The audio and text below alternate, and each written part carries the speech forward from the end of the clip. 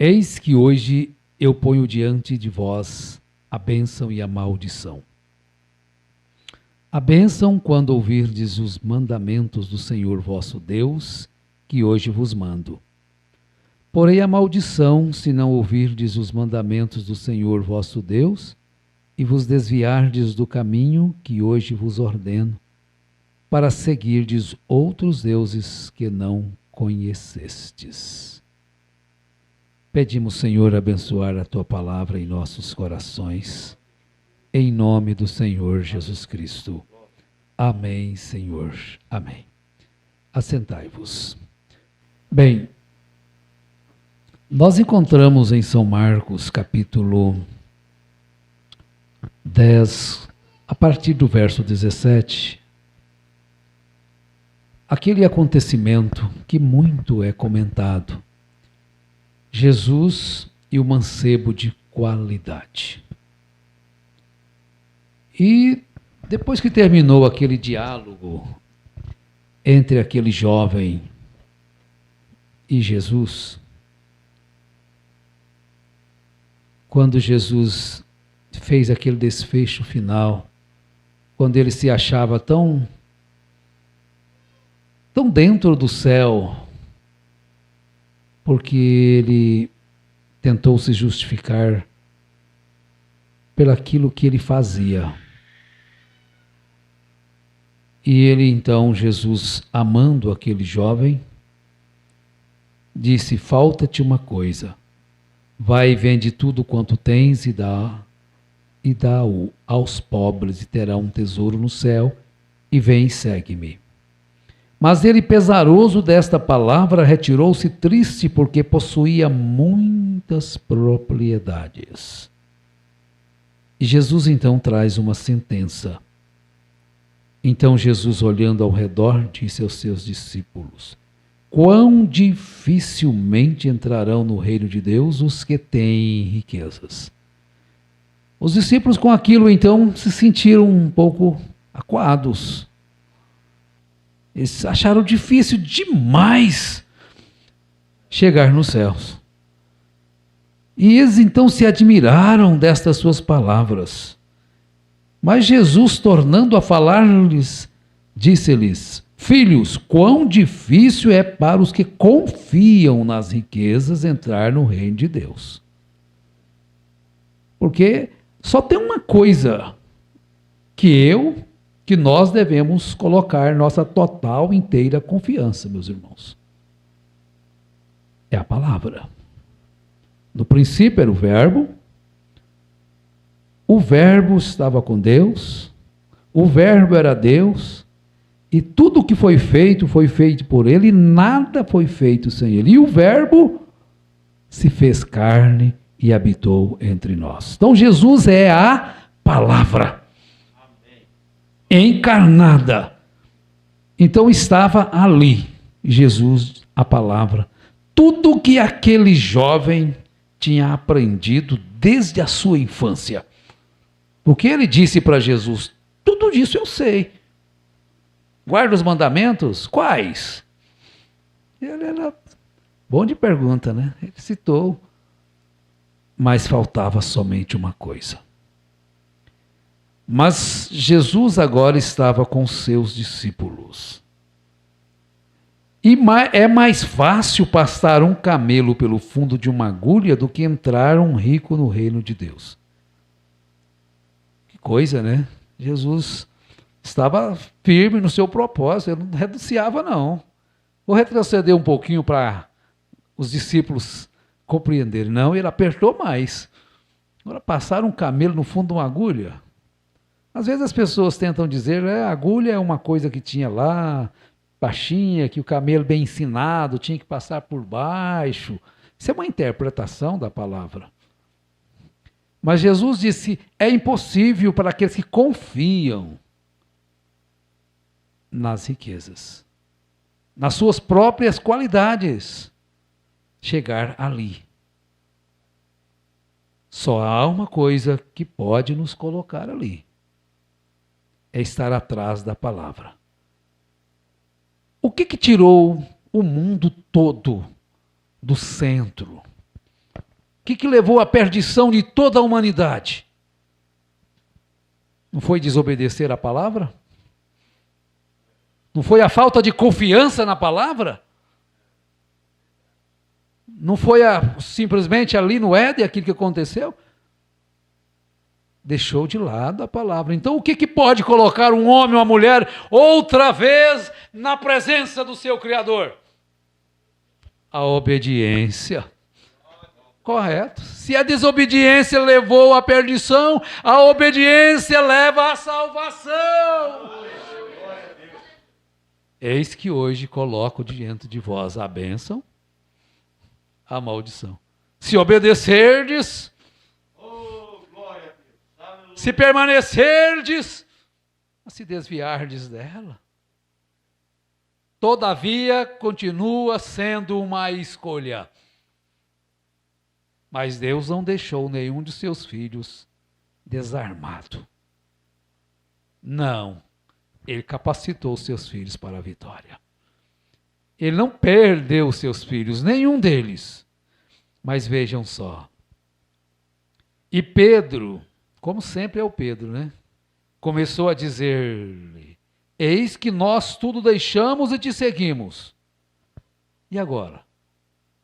Tudo deixamos e te seguimos. E Jesus respondendo disse: em verdade vos digo que ninguém há que tenha deixado casa, ou irmãos, ou irmãs, ou pai, ou mãe, ou mulher, ou filhos, ou campos por amor de mim e do Evangelho, que não receba 100 vezes tanto já neste tempo em casas, e irmãos, e irmãs, e mães, e filhos, e campos, com perseguições, e no século futuro a vida eterna. Você quer ter a vida eterna? O jovem perguntou para Jesus: bom mestre, o que farei para ter a vida eterna? Ele estava interessado. E ele foi na fonte certa. E ele achou a resposta certa. Mas a resposta foi um pouco contrária ao que ele pensava, né? Talvez ele pudesse ter pensado: ele vai colocar as mãos sobre a minha cabeça, e vai me abençoar, e vai colocar o meu nome lá. Mas não veio como ele pensava. Era justamente ele se desligar, tirar a sua confiança naquilo que ele estava confiado e confiar somente em Jesus. Mas ele achou difícil. Um forasteiro como esse homem aí, será que agora ele tem céu mesmo para me dar? Será que agora ele tem isso? Abraão não pensou assim. Será que eu vou sair da casa do meu pai? Tem tudo aqui confortável. Vou sair peregrinando em busca de uma terra que eu não sei nem se ela realmente existe. Mas no coração de Abraão não passou assim. Gente, é uma coisa impressionante. Não é por força, não é por violência. Quando você ouve aquele chamado, aquilo entra no seu coração e você então decide por aquilo. E você não fica pesaroso por ter deixado. Você fica contente por ter deixado. Porque agora você tem recebido 100 vezes mais. Ei, que coisa maravilhosa. E tudo que Satanás quer fazer com a Eva é justamente o que fez com a primeira Eva. Levá-la a se afastar da bênção de Deus. Porque a bênção está vinculada a isso. Porque nós queremos ser abençoados. Todos querem ser abençoados, todos querem o céu, mas está vinculado à obediência à palavra. Então, aqueles que podem valorizar a palavra de Deus. Da outra vez eu falei com o irmão Silas, que ele é artista, eu vou falar aqui em público, né? Todos também estão ouvindo aí pelo canal, de um certo homem que a gente lia a história dele, ele gostava muito de artes. Ainda gosta, que ele não está morto, ele está vivo. E ele, enquanto seus colegas, amigos, ele ganhava bem, tinha muito dinheiro. Investiu em carros de luxo e tudo, ele comprava artes. Artes, você sabe o que é artes? É esculturas, pinturas de artistas famosos. Então ele ia, pagava muito numa obra e fez um acervo muito grande. E ele ficou à velhice e tinha um herdeiro para herdar aquilo dele. Mas ele examinou o herdeiro e ele chegou à conclusão: ele não vai ser meu herdeiro. Ele não vai dar valor às minhas artes. Ele não tem interesse pelas minhas obras. E ele pensou, eu vou dar essas obras, vou colocá-la no Museu de Artes de São Paulo. É recente esse fato. Não é pré-histórico, não. Então ele doou as suas obras para o Museu de Artes. E interrogaram, mas que é isso? O seu herdeiro falou assim, ele ia trocar isso por qualquer bagatela. Ele não deu valor, eu não achei nele qualidade para que ele pudesse herdar as minhas obras de artes. Aí você pensa, mas Esaú, era direito dele da primogenitura por nascimento. Ele valorizou? Ele foi fornicário e vendeu a sua primogenitura. Mas o outro lutou. Então o que é que Deus viu antes de um nascer, antes de outro nascer? Ele viu o interesse. Ele viu o interesse de Jacó para adquirir aquela primogenitura. E na mensagem de adoção, o profeta nos diz que Deus olha, o Espírito Santo olha o interesse que você tem pela causa do Pai, pela promessa do Pai, pela palavra do Pai. Oh, e ele chega e diz, oh, aquele teu filho ali, ele interessa pela obediência. Olha o que Deus nos deu.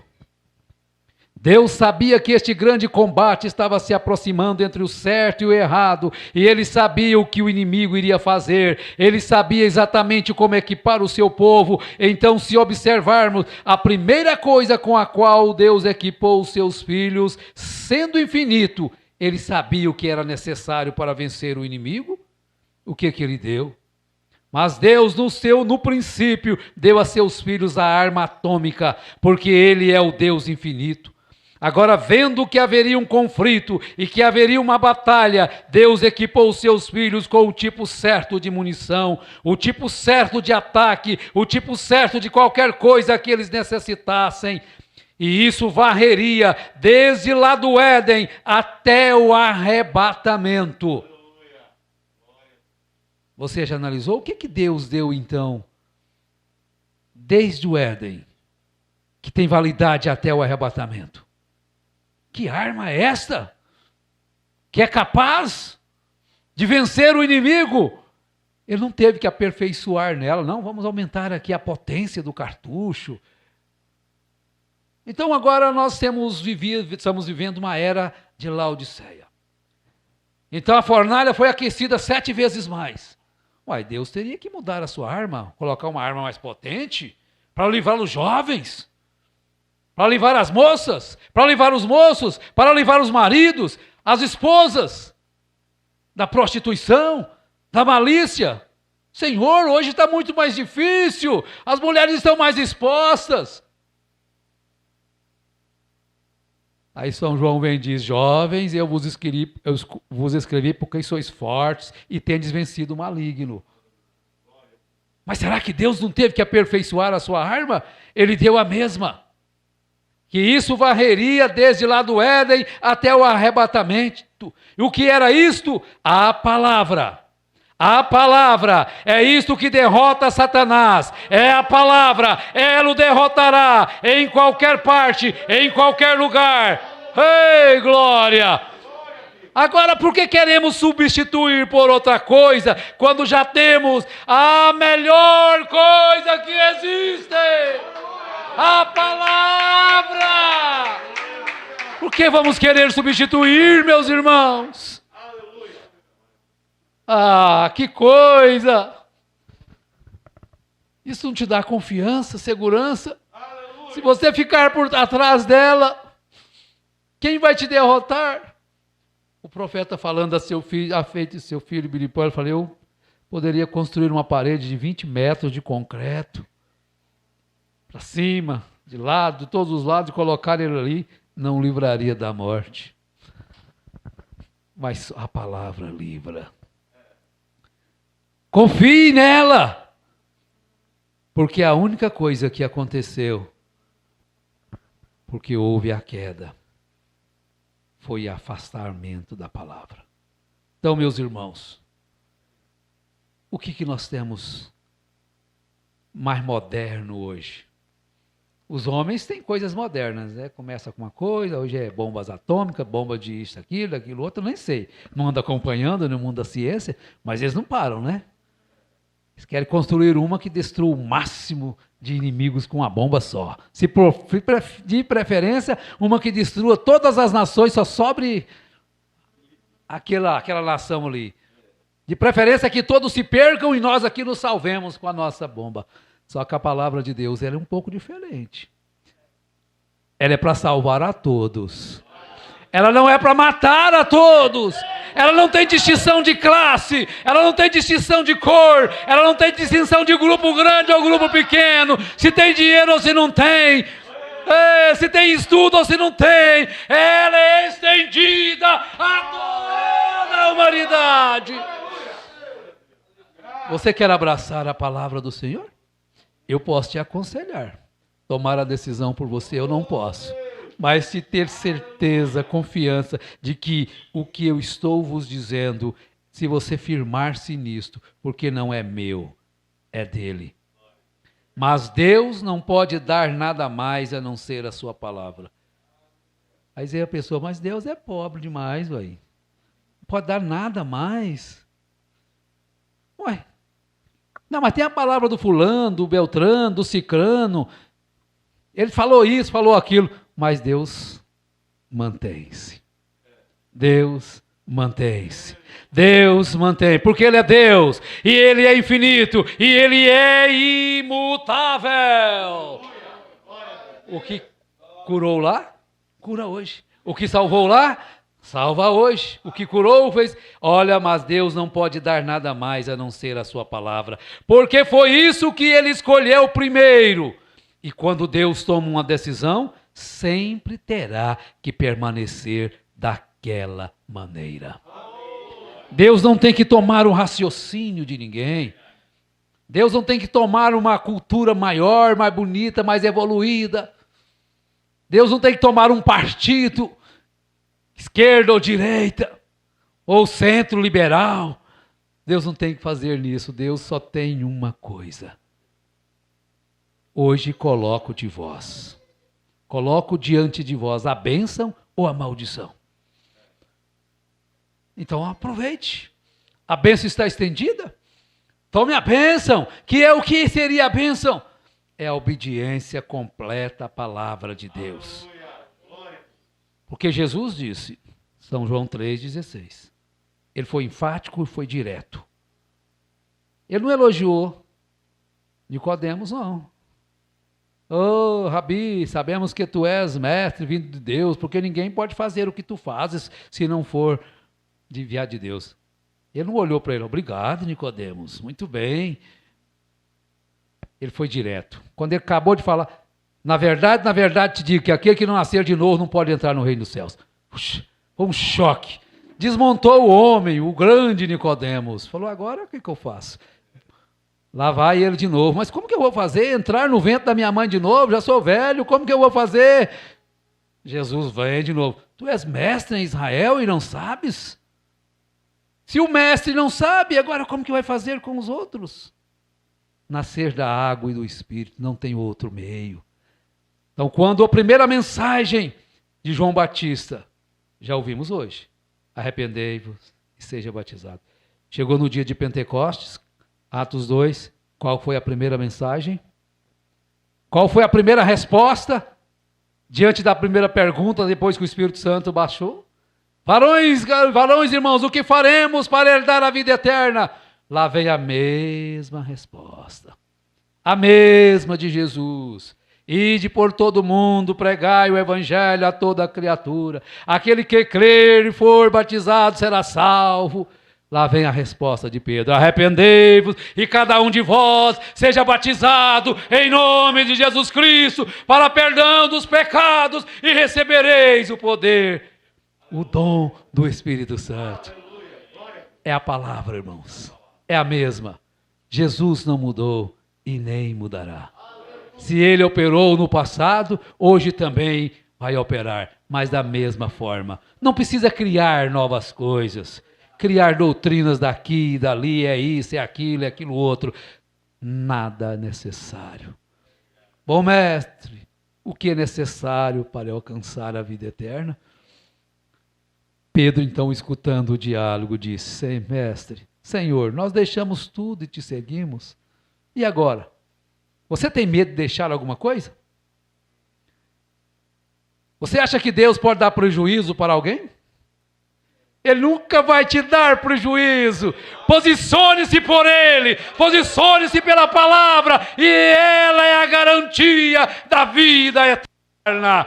A palavra de Deus, ela é suficiente para mim, para todos que Ele crê. Oh, glória a Deus! Vamos dizer glória a Deus! Aleluia!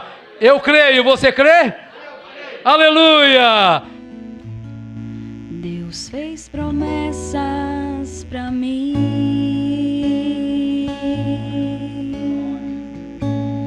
e muitas delas já se cumprirão. Passe o tempo que passar, mas tudo se cumprirá no tempo dele.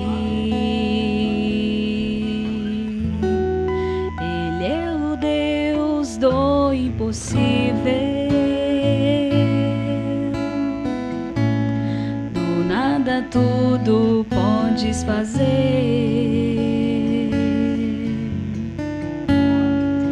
Nele vou esperar, sim, vou esperar.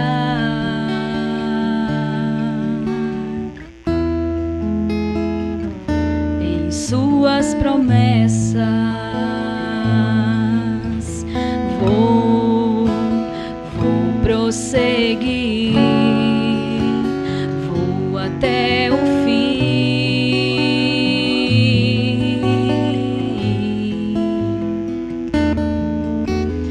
Não é a prova, não é a dor que vai fazer eu desistir. A prova não é a dor que vai fazer eu desistir. Eu hoje estou em suas promessas, nas promessas que Deus fez pra mim. Passe o tempo que passar, mas tudo se cumprirá no tempo dele. Ele é o Deus do impossível, do nada tudo podes fazer. Nele vou esperar, sim, vou esperar.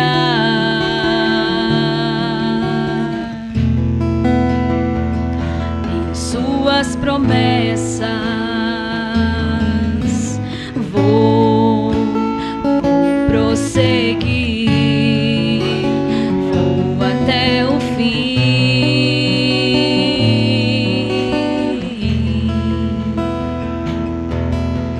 Vou prosseguir, vou até o fim. A dor que vai fazer eu desistir